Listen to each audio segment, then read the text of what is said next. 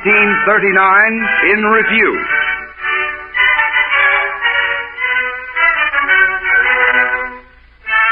Today, the first in the new decade, the 1940s, Mutual Special Features Division presents an hour's program reviewing the outstanding news moments of the year 1939. Through the use of special recordings made by Mutual during the actual occurrence of those moments, we shall listen once again to the voices and the events that made the news of 1939.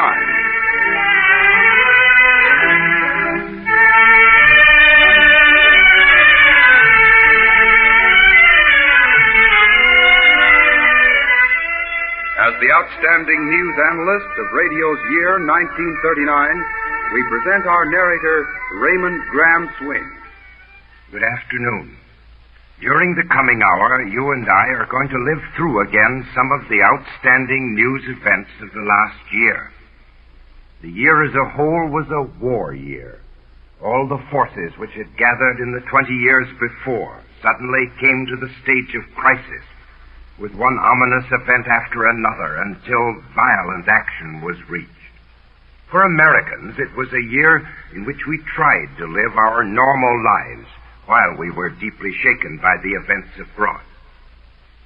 In contrast to the trend away from individual liberty abroad, America began the new year with an act which gave freedom to a man whom many had believed unjustly imprisoned. On July 22nd, 1916, a bomb had been thrown into a Preparedness Day parade in San Francisco. 10 were killed and 40 injured. Tom Mooney, a labor leader, and others were arrested and convicted in what many believed was an unfair trial. In 1918, President Wilson commuted Mooney's death sentence to life imprisonment. And in the next 20 years, many attempts were made to obtain a new trial. Finally, California elected a governor who had promised that his first official act would be to free Mooney. On January 7th, 1939, immediately after his inauguration, Governor Colbert Olson fulfilled that promise. Before a large public gathering in Sacramento, the governor gave the graying labor leader his freedom. Here's Mooney's reply. That night, back in 1917, when a jury filed into the courtroom, and I observed the foreman of that jury, who later the knowledge came to me that he was a plant on the jury, and I observed him draw his finger across his throat, plainly indicating to the district attorney before they had an opportunity to sit in the jury box that I was to be sentenced to death by their verdict. I remember the scenes that followed immediately. The judge set Saturday, the following morning, for sentence and motions, stepped from the bench quickly and went into his chambers. That was the signal for a almost reign of terror to ensue. The prosecution, resting on the false foundation of a criminal conspiracy, realized that they must establish in the minds of the people that this is a very dangerous man and he must be disposed of at all costs. And they did everything to provoke violence in that courtroom. I remember the screams and the cries of my poor old mother, my sister, my sister-in-law, and also the wife of my co-defendant and co-worker Weinberg, as they were dragged literally from the courtroom by these police. The largest, the most bulky, huge policemen on the force, all of the district attorney's staff in the jury box before they enter the courtroom, lolling in the jury chairs, and leering, sneering.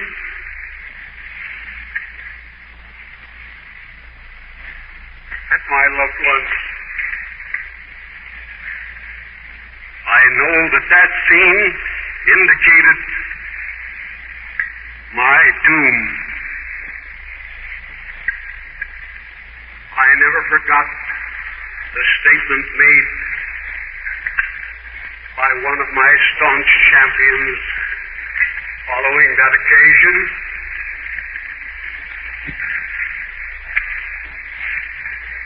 He said Tom Mooney was the calmest man in that room. With such drama, one of the most controversial incidents in the history of American labor finally came to an end.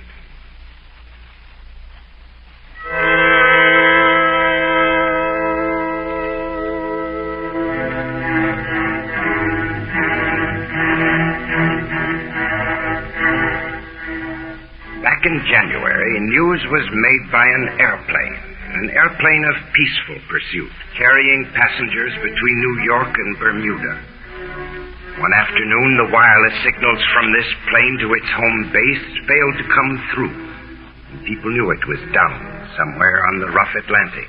Listen now to an exclusive mutual interview as one of the survivors, First Officer Neil Richardson of the flying boat Cavalier, tells what happened after the wireless went dead. We were quite excited, of course, and I'm not able to say just what happened. The ship hit the water very hard and sank quickly. It was very harrowing.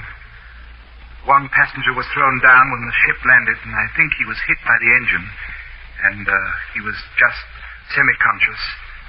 He and his wife were together, but he eventually died and was naturally abandoned. We stayed floating in one group and talked the situation over, and everyone was in pretty good shape, except the passenger who was damaged in the landing. And as night came on, Stuart Spence became slightly exhausted, very exhausted. He'd been busy helping the passengers and was without deserter. He eventually died. Fortunately, he died quietly, and I don't think he had any great pain. He just sank. Night came on, and we saw ships on 2 occasions, but they were apparently a few miles away. We shouted, but it was hopeless. And we tried to keep up our spirits and held on to each other, and then the rainstorm came, and it was very cold. Some hours later, we saw other lights much closer. They kept dipping in the swells. The lights came closer and played over the water, but they didn't spot us. We waved and shouted. We counted 1, 2, 3, and then we all gave a great shout. Then as the lights turned away, I personally felt rather desperate about it. And Chapman, the radio operator, and I swam together to the ship.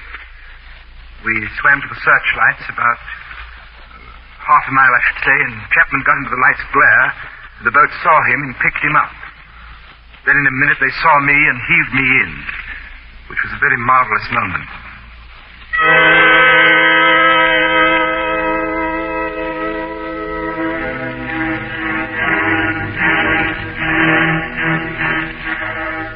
This story of bravery, steadfastness, and helpfulness stirred the American people and gave many a man a sense of the goodness of his fellow beings.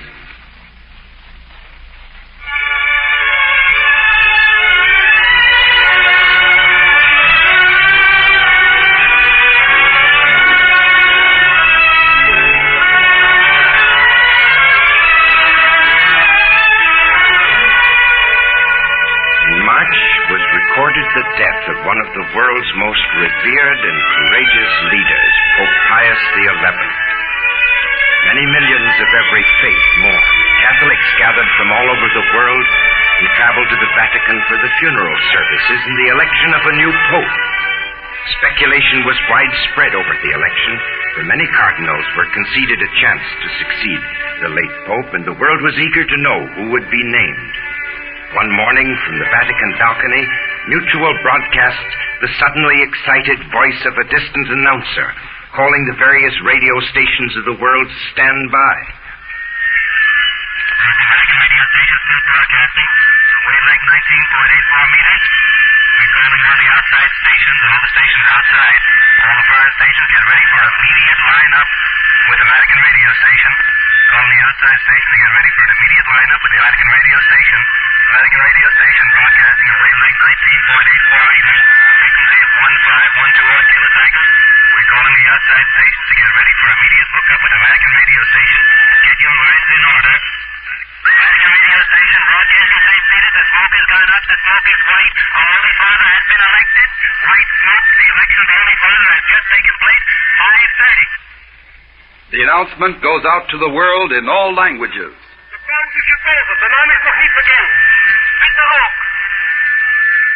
Vatikanisches Radio. Eben steigt der weiße Rauch auf über der Extinischen Kapelle. Wir haben einen Papst, der Pontifizium. Wir haben einen heiligen Vater. Der Name ist noch nicht bekannt. Wir kommen gleich wieder. Achtung, Achtung auf das Vatikanische Radio. Suddenly, the assembled masses in the square beneath the Vatican become tense with excitement. On the balcony over their heads, a red-robed cardinal appears. He holds up his hands, and the multitudes become silent. Annunciabis Gaudium Magnum. Habemus Papam.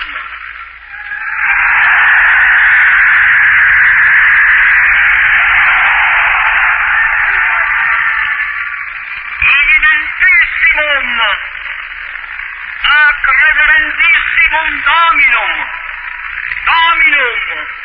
Eugenium.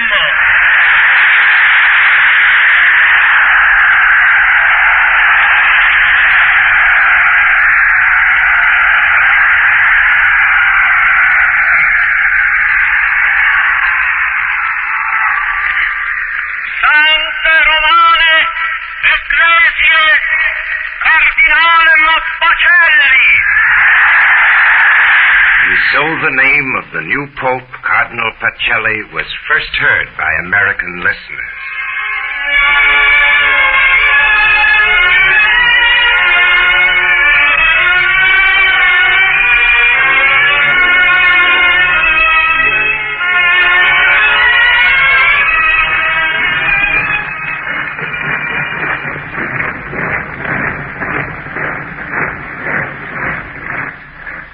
Coronation had hardly been celebrated 10 days later when the peace of Europe once again reverberated to the tramp of hobnailed boots. Since the Munich settlement of September 1938, peace had rested on a foundation which hardly could be called stable.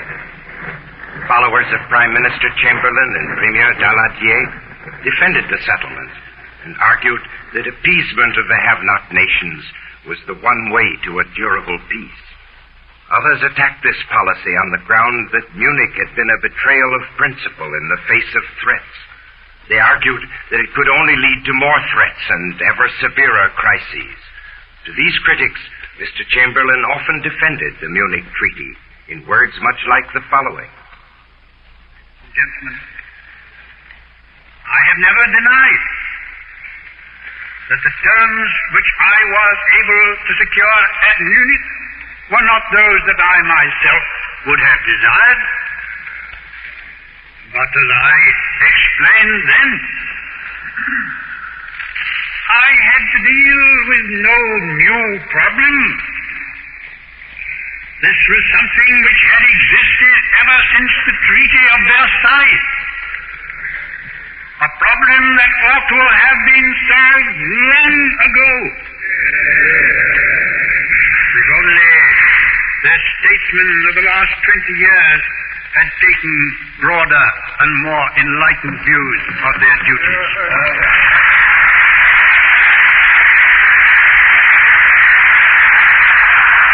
It has become like a disease that has been long neglected, and a surgical operation was necessary to save the life of the patient.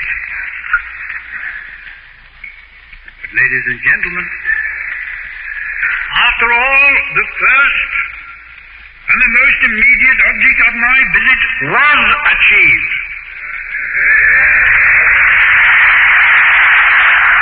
The peace of Europe was saved.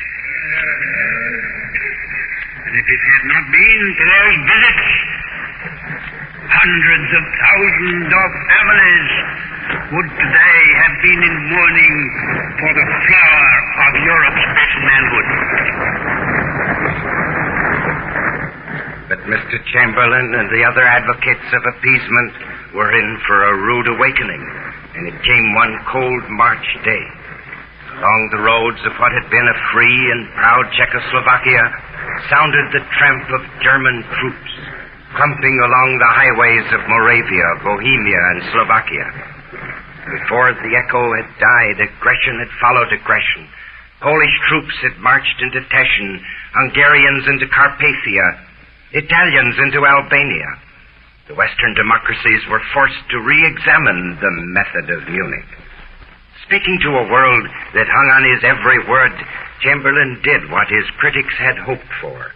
He reversed the policy of appeasement. I feel bound to repeat that while I am not prepared to engage this country by new, unspecified commitments operating under conditions which cannot now be foreseen, yet no greater mistake could be made than to suppose that because it believes war to be a senseless and a cruel thing, this nation has so lost its fiber that it will not take part to the utmost of its power.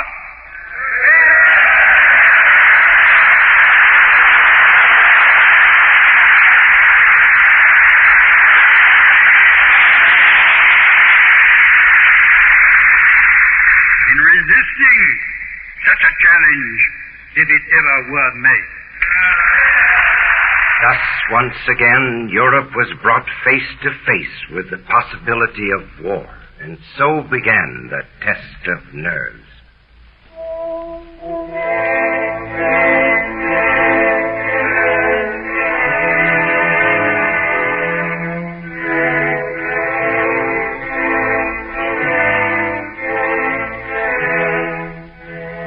Among the instruments of war is the submarine, deadly to its enemy, but at times vulnerable to itself. During the year, 3 nations lost submarines and men in accidents that need not have happened. Among them was America's Squalus, sunk off Portsmouth, New Hampshire, in one of those sudden tragedies that make glaring headlines. All eyes were focused on the rescue operations, and for 2 days the fate of those still alive in the hull of the sunken craft hung perilously in the balance. America watched and listened and waited as divers worked frantically against time. Then the afternoon following the accident, Mutual took its listeners to the rescue operations headquarters in Kittery, Maine, for what it believed would be another routine report by its announcer. The broadcast began slowly. They're a pretty husky-looking group, but most of them are unshaven. And wait just a minute, ladies and gentlemen. I ask you to stand by. Here comes a flash. Now, stay with me, please, just a moment. There's a great rush when these flashes come in. Rescue chamber now starting up with 7 members of Squalus crew. Live. Ladies and gentlemen, did you get that flash? That's the most important flash, the one we've been waiting for. And Lieutenant Commander is reading it now, and I'm asking him to read it once more. Will you read that louder again? Rescue chamber now starting up with 7 members of Squalus crew. That is at 12:18 Standard Time. Ladies and gentlemen, that is the first definite thing we've had from this rescue. It looks as though it's going to be a success.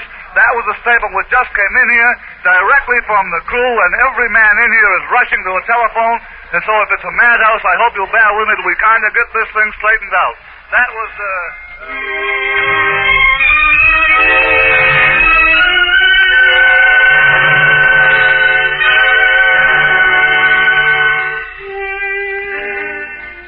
Almost immediately following the rescue of half the crew of the Squalus, 2 other submarines sank, one belonging to England and one to France.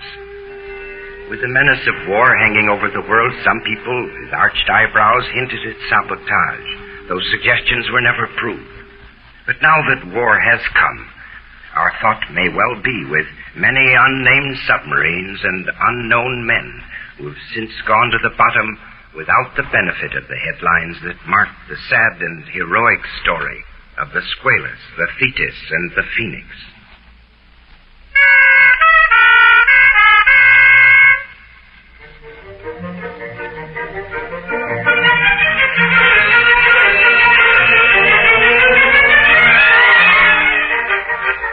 Summer brought two happy events to America, the two spectacular and colorful fairs of San Francisco and New York. With President Roosevelt officially opening them both, they began a season during which Europe was tense with the war of nerves, and America was trying to ignore it. In a court of peace and other well-sounding areas of the fair, statesmen and leaders of all phases of international life gathered and spoke of goodwill and brotherly love. Day after day, the words poured out, and Americans with one ear toward Europe listened while they spoke. We do not want war, and we are actively working for peace. Nous sommes une nation pacifique. Nous ne désirons pas la guerre, et nous cherchons vigoureusement la paix. Somos una nación pacífica. No queremos la guerra y con toda nuestra fuerza buscamos la paz. Wir sind eine freundliche Nation. Wir wollen keine Kriege. Wir arbeiten mit voller Kraft.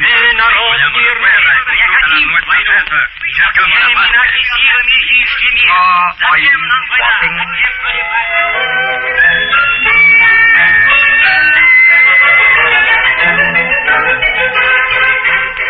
There also was fun at the fairs, and millions of worried people managed to live their own lives and enjoy it. The nude ranch, the aquacade, the midget village, the art shows, strange as it seems, all added up to a magnificent climax, covered in the amusement area at the New York Fair by a mutual announcer. Once again, we'll tell you, we're standing halfway up the steel girders of the parachute jump, looking at two people who are stuck 125 feet in the air in a parachute chair that won't go up and won't go down. We've been here since 11:30 tonight, when the accident first happened, and it's now 4:45 in the morning, and everybody's getting a little sleepy. The authorities here assure us that the man and woman stuck in the chair are perfectly safe, and it's only a matter of time before they're brought down. But everyone, including the victims, are wondering how long that time will be. We notice the faces of the unfortunate couple, and they're deathly white. It's a terrible ordeal, hanging sideways in that chair, and for a long time they've been keeping their eyes closed and biting their lips, wondering, perhaps, just how long their nerves can stand it. For 5 hours now, mechanics have been working to free that parachute. The crowd's now beginning to stir. Looks as though they're ready to start lowering the chute, and maybe that final rescue attempt has arrived. Yes, there go the motors, on and off. Maybe you can hear them. They're lowering the free strands of the parachute by motor, and the stuck side with a rope, hand over hand from the very top. Here they come now, down a few feet at a time, and the crowds who've stood here all night are cheering wildly. They're going to land, ladies and gentlemen. They're going to land, and this sensational story of the amusement area is about over. Unless we miss our guess, this is going to be the thrill of the year at the New York Fair.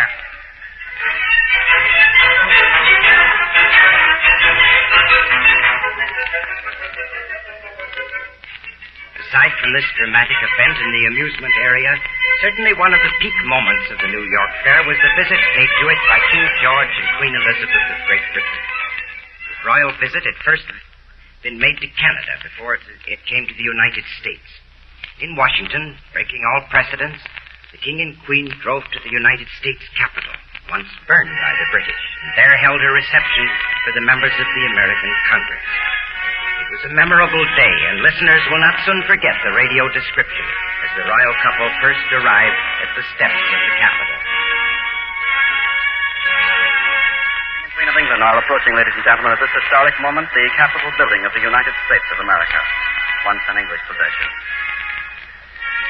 The King has his hat off, as have the rest of the members of the entourage. They turn now and face the crowd, and you can hear those cheers, I'm sure. These ladies out here can make as much noise as any man in the house. The King smiles pleasantly. The Queen chats with the Honorable Saul Bloom from New York. Everyone is smiling. Photographers are waiting anxiously for them to turn around so that more pictures can be taken. Ambassador Lindsay seems to be in his glory.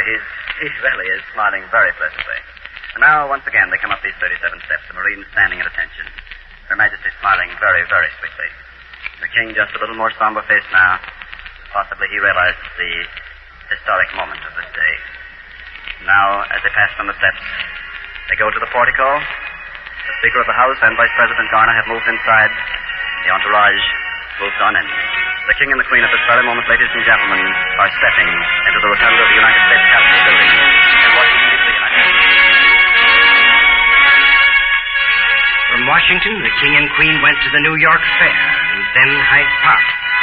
But of all the broadcasts which described their progress through the American countryside, perhaps none had the color of the one from the little New Jersey town of Red Bank.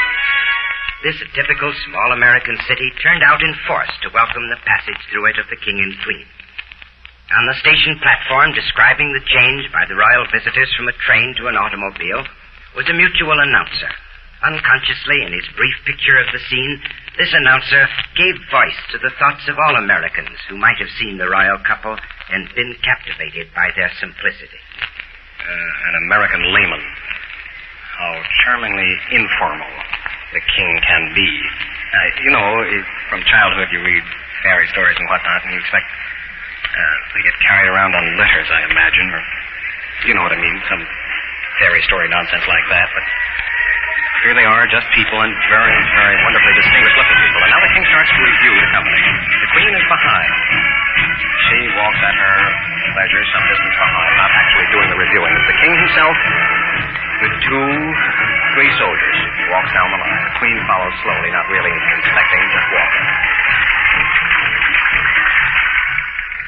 As the days went by and the crisis that was slowly building in Europe stayed hidden behind the headlines, Americans found home affairs to engage their attention. The planet Mars, ironically enough, made one of its periodic approaches to the Earth, coming as near our planet as it ever does. Millions saw the pink star hanging low in the east, and WOR's Special Features Division tried a unique experiment. No one knows whether it is possible to send a radio signal through the dense atmospheric layers surrounding the Earth. WOR engineers tried to do it, and ambitiously set about preparing an attempt to transmit those signals directly to Mars, hoping they would strike that planet and, bouncing off, return again to Earth. The attempt was broadcast to listeners throughout the country, and many of them will remember the tense scene at the transmitter when the WOR announcer told them all was ready.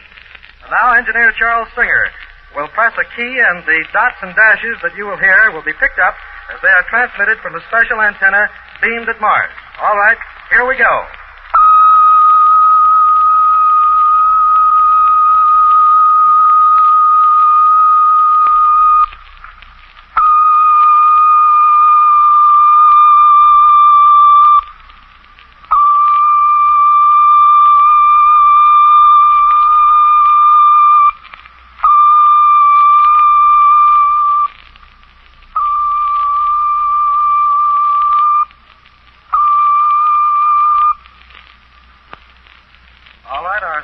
On their way, and if they have penetrated through the Kennelly Heaviside layer, a magnetic layer some 50 miles to 100 miles above the Earth, it is reasonable to believe that they will continue on through space and strike Mars.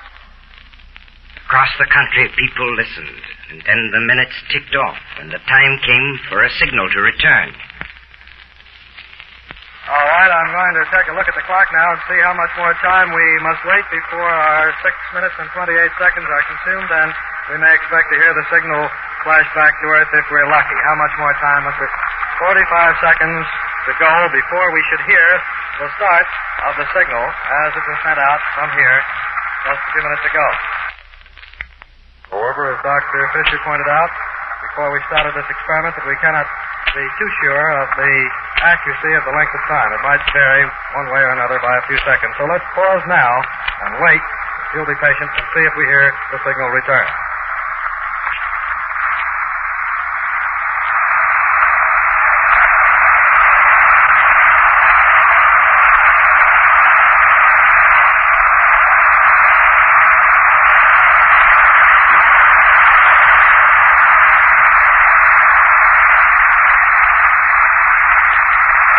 Should be here.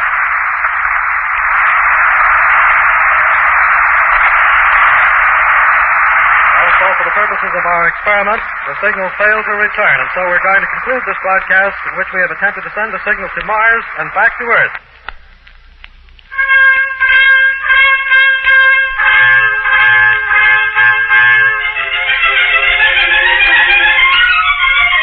The attempt was a failure, but Mutual, hopeful of succeeding someday, announced it would try again. Now, to get ahead of our story, the baseball season drew to a close, and Mutual exclusively broadcast the epic of the great American game. People in this country, thankful that they were hearing the crack of bats instead of rifles, listened to the nation's outstanding sports announcer, Red Barber, describing the highlight of the World Series. Big Paul Derringer's just handed over his first base on balls, delivered pass to Joe DiMaggio, who's now trotting down the first base line. And here in the last of the ninth inning at Yankee Stadium in this first game of the 1939 World Series, it's all tied up at 1 run apiece, one for the Reds and one for the Yankees. But the pressure is on the Reds, afield now behind their gallant Kentuckian, Derringer, who's pitched his head and his arm and his heart out against the mighty Bronx Bummers.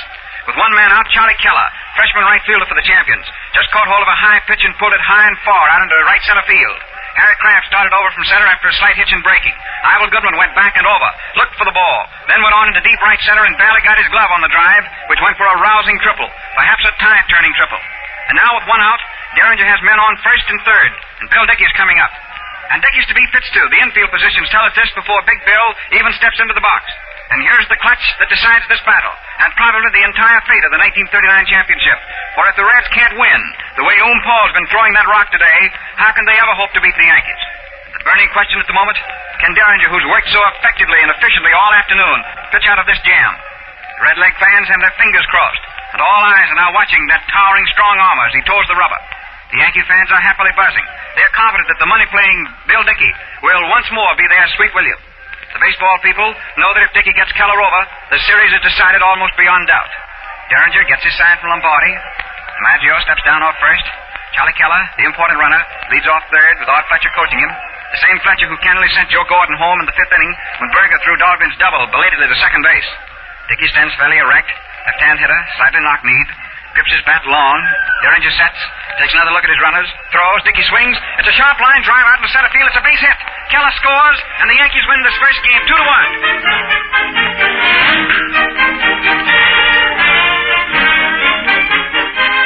Just as interesting to many Americans as the World Series was the spirited controversy over the President's decision to advance the date of Thanksgiving Day this year. In a special Mutual program, representative citizens echoed the pros and cons of the heated debate. Against the change was a national calendar manufacturer. As a representative of the calendar industry, I have made a protest to the President of the United States regarding the losses that will be sustained by our industry in the event that he will not rescind the proclamation changing the date of Thanksgiving.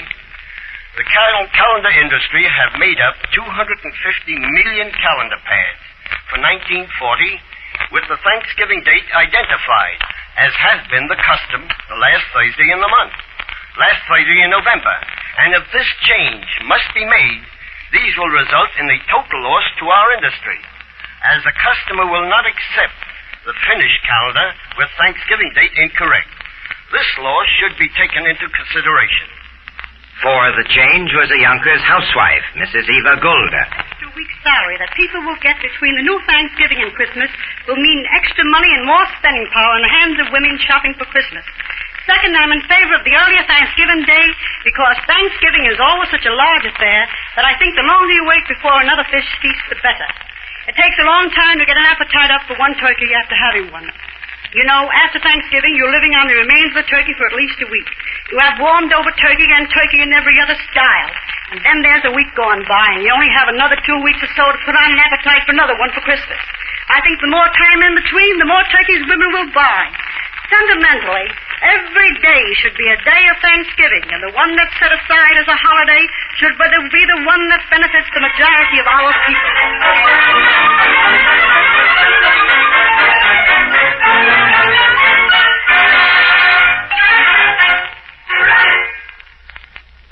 Mutual Special Features Division is presenting 1939 in review, an hour's program of the news highlights of the past year with actual recordings made at the time. and a special commentary by Raymond Graham Swing. We shall resume after a brief pause for station identification. This is the Mutual Broadcasting System.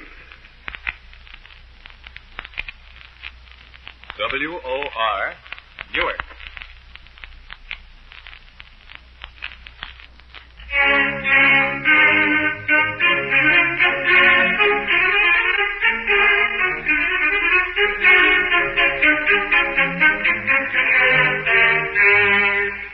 Now we must go back to midsummer, for though Americans were living their own lives, following their own work and their own pleasures, the crisis in Europe was moving inexorably forward.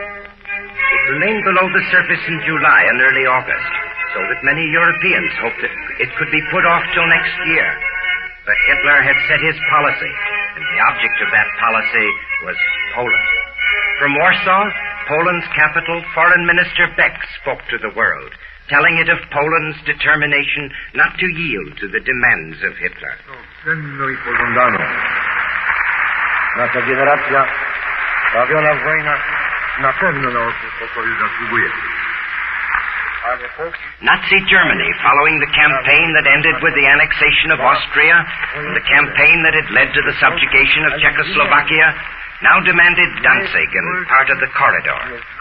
In the background was the same propaganda of hate, the same accusation of atrocities, the same border incidents. To Hitler's demand, Colonel Beck said no. Britain and France, no longer in the mood to appease, had decided that aggression must cease. Beck was encouraged to stand firm. Poland was promised help against Nazi aggression. Premier Daladier had made his last trip to Munich, and now he spoke for France and urged all Frenchmen to unite. Pour assurer le salut de la liberté des peuples et de l'indépendance des nations, résolus comme nous-mêmes à défendre avec ses intérêts vitaux son honneur et l'honneur de l'humanité. In London, Lord Halifax, never an ardent champion of appeasement, became more and more the spokesman of a policy of firmness. He announced Britain's determination to stand with its ally France. Is to be removed. I repeat that there must be some certainty about the future of Europe, and that is why we feel obliged to resist attempts to alter the map of Europe or by constant appeals to force. There are some who say that the fate of European nations is no concern of ours, and that we should not look far beyond our own frontiers. But surely they forget that in failing to uphold the liberties of others, we run great risk of betraying the principle of liberty itself, and with it, our own freedom and independence. And so it came to open defiance, each side hoping the other would retreat. Germany and Poland filled the air with accusations against each other. From Germany, mutual listeners heard about the misdeeds committed against Germans in Poland. Every German is well aware of the fact that now the time has come to eradicate one of the troubled spots created by the Versailles dictates. It is with keen indignation that the German people are listening to the reports of the terrorist acts committed by the Poles in ever-growing proportion, and to the comprehensive military preparations taken by the Polish General Staff in the districts along the German border. The cowardly attack, which as previously reported was made by Polish frontier troops upon advancing patrols near Sopot, and which the stormtrooper Hermann Resch was killed and policeman Duran seriously injured, occurred 500 yards west of the Steinflies frontier barrier on Danzig territory. Poland answered these stories, and from Warsaw came the Polish version of what was happening. Appeared safe when compared with all those horrors, and it seems to some people hardly credible that all German reports were written in nothing but invention. Finally, some people shrugged their shoulders and said, there is so much propaganda going on both sides that it will be safer not to trust anybody. And the real aim of German propaganda was not to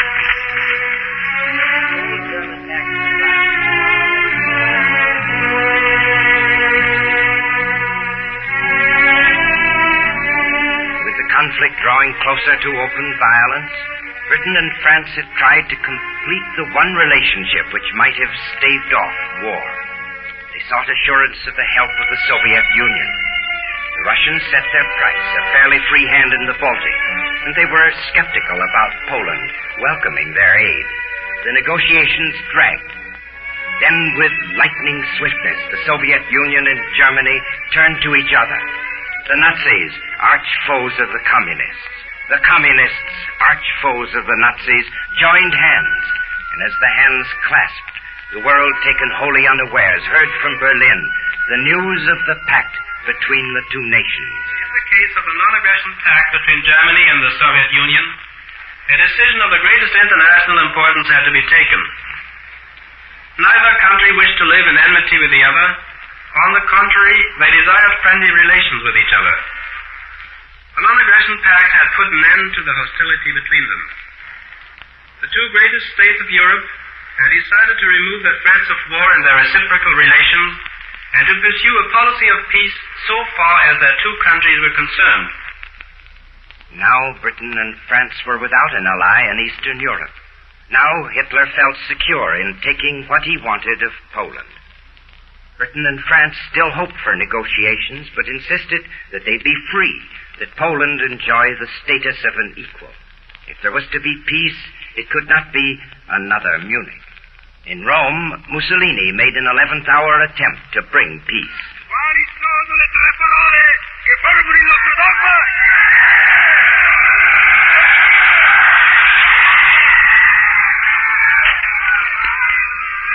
Ebbene, camerati,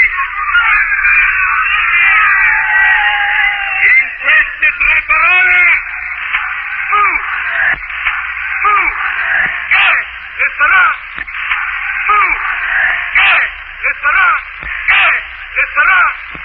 Almost concurrently with the Duce, the new Pope, President Roosevelt, King Leopold of the Belgians, Queen Wilhelmina of the Netherlands had issued peace pleas. But every sign pointed to Hitler's mind being set. On the night of Thursday, August 31st, the German foreign minister showed to the British ambassador a 14-point proposal for negotiations. But he said it was already too late. Instead, from the German radio were suddenly flashed ominous warnings, first to airplanes, then to ships at sea. Cancelling all previous orders, the German Air Ministry prohibits all air traffic exercised by German or foreign aircraft over the German territory. This order takes immediate effect. It does, however, not apply to aircraft employed by the German fighting forces or by the German government. Aircraft acting contrary to this order run the risk to be fired upon. All vessels in the Baltic Sea are warned in their own interest not to enter the area between 18 degrees and 5 minutes east, equal to the German-Polish frontier, and 20 degrees east to the eastward of Brüsterord Lighthouse, and beyond 55 degrees north. Then from London came a sudden announcement that Hitler was ready to move. At midnight, New York time, Americans heard London calling. By the official Berlin wireless station at 5:40 this morning, that the Führer had issued a proclamation to the army. The proclamation says that Poland has refused the peaceful settlement of relations which Hitler desired and has appealed to arms. Germans in Poland were persecuted, and a series of violations of the frontier, intolerable to a great power, proved that Poland was no longer willing to respect the frontier of the Reich. In order to put an end to this lunacy, says the Führer's proclamation, I have no other choice than to meet force with force from now on. Before Americans were awake the next morning, the invasion of Poland had begun. Danzig was taken, Gdynia blockaded, West Poland was throbbing with German mechanized forces. Warsaw, Katowice, and other Polish cities were bombed and fired. From the Polish radio in Warsaw, with the actual sound of Nazi airplanes overhead, came the first feeble listings of the damage done by the invaders. On September the 3rd, German planes bombed a number of villages, estates, and small settlements. It is therefore obvious that the Germans bombed the totally unarmed rural inhabitants without any hesitation. The following cases of bombing of villages have been recorded according to reports from the Warsaw province. In the village of Belkacek near Kierniewice, 11 bombs were dropped.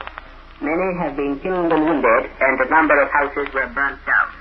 In the village Kachka of the Tomaszów Mazowiecki district, 3 bombs were dropped, and as a result, 2 people killed and 2 heavily wounded. In the village Błota near Palenica, 15 miles from Warsaw... By 5 in the morning, New York time, Adolf Hitler was ready to announce that the die had been cast. Aber das ist,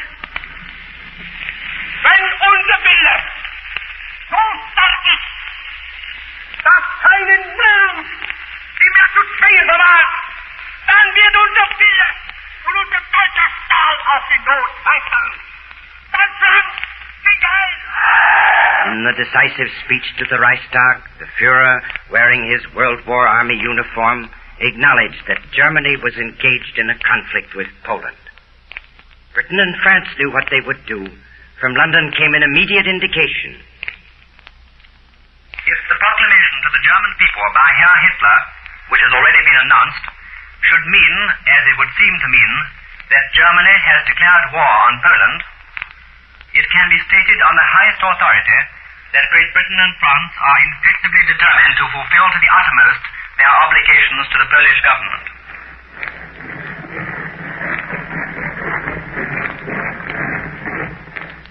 2 days went by. A final attempt was made to induce Hitler to recall his troops. Mussolini intervened with a last peace proposal. Hitler's forces advanced as he looked over that peace offer. Britain insisted on an answer. It failed to come, and in the morning of September 3rd, Americans heard the tragic words of Neville Chamberlain from London.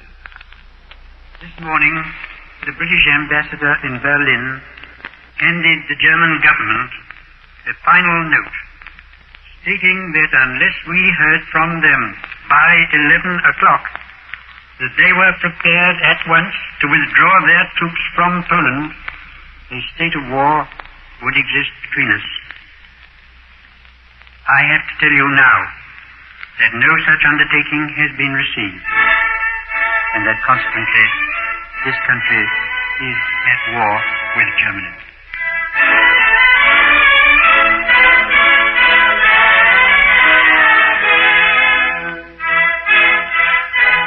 So Britain went to war. The Americans that day heard King George VI call to the dominions and the empire. It is to this high purpose that I now call my people at home and my peoples across the seas who will make our cause their own. I ask them to stand calm and firm and united in this time of trial. The task will be hard. There may be dark days ahead, and war can no longer be confined to the battlefield. But we can only do the light as we see the light, and reverently commit our cause to God. If one and all we keep resolutely faithful to it, ready for whatever service or sacrifice it may demand, then, with God's help, we shall prevail.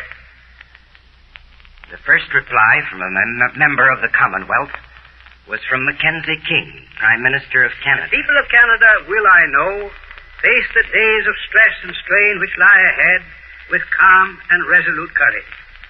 There is no home in Canada, no family, and no individual whose fortunes and freedom are not bound up in the present struggle.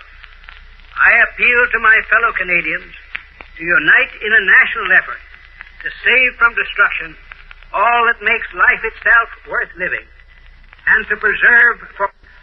Ready for whatever service or sacrifice it may demand. Then, with God's help, we shall prevail. The first reply from a member of the Commonwealth was from Mackenzie King, Prime Minister of Canada. The people of Canada will, I know, face the days of stress and strain which lie ahead with calm and resolute courage. There is no home in Canada, no family, and no individual whose fortunes and freedom are not bound up in the present struggle. I appeal to my fellow Canadians to unite in a national effort to save from destruction all that makes life itself worth living, and to preserve for future generations those liberties and institutions which others have bequeathed to us. France followed Britain, with Premier Daladier speaking for a united French nation. Chacun de nous est à son poste, sur le sol de France, sur cette terre de liberté, où le respect de la dignité humaine trouve un de ses derniers refuges. Vous associerez tous vos efforts dans un profond sentiment d'union et de fraternité pour le salut de la patrie. Vive la France!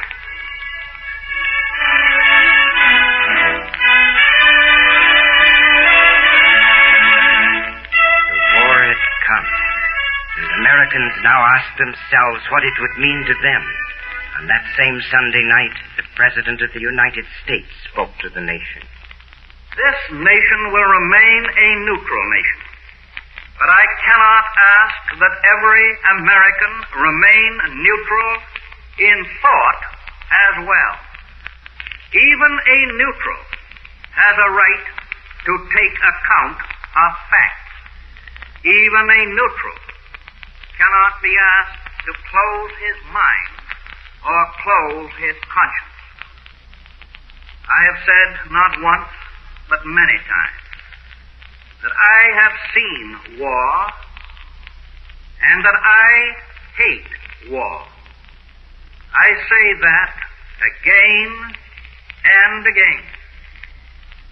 I hope the United States will keep out of this war. I believe that it will.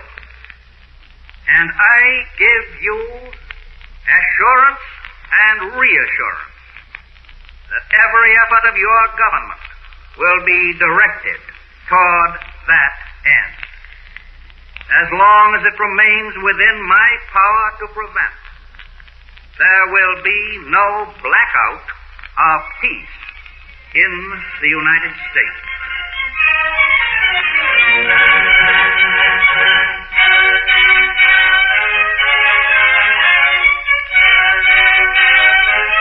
And so the war of nerves, the White War, had changed to the Crimson War, the war of bloodshed and death. France manned the Maginot Line, the Germans the West Wall. The British Navy imposed the blockade. Germany counterattacked with submarines, mines, and bombers. After the collapse of Poland, Germany on the one side, the Allies on the other, poised, but didn't strike. Total war was not unleashed. The war of nerves continued to be the war of nerves in a grimmer form, save for ill-fated merchantmen, enemy and neutral alike, and for occasional blows of actual war. The Royal Oak and the Courageous were sunk. The Admiral Graf Spee was battered and scuttled. And then on the edge of Europe, a conflict between the Soviet Union and Finland broke into total war that shook the world. In the United States, the first preoccupation after the coming of war had been the new problems of neutrality, and centered on the highly contentious issue of the embargo, which finally was lifted. Mutual took listeners to the House of Representatives on the day the President addressed the special session of Congress. As we listen once again to the words of the Chief Executive, we turn our backs on the fateful year 1939. I should like to be able to offer the hope that the shadow over the world might swiftly pass. I cannot. The facts compel my stating with candor that darker periods may lie ahead. The disaster is not of our making. No act of ours engendered the forces which assault the foundations of civilization. And yet, we find ourselves affected to the core. Our currents of commerce are changing. Our minds are filled with new problems. Our position in world affairs has already been altered. In such circumstances, our policy must be to appreciate in the deepest sense the true American interest. Rightly consider this interest is not selfish. Destiny first made us with our sister nations on this hemisphere, joined heirs of European culture. Fate seems now to compel us to assume the task of helping to maintain in the Western world a citadel wherein that civilization may be kept alive. The peace, the integrity, and the safety of the Americans, these must be kept firm and serene. In a period when it is sometimes said that free discussion is no longer compatible with national safety, may you, by your deeds, show the world that we of the United States are one people, of one mind, one spirit, one clear resolution, walking before God in the light of the living.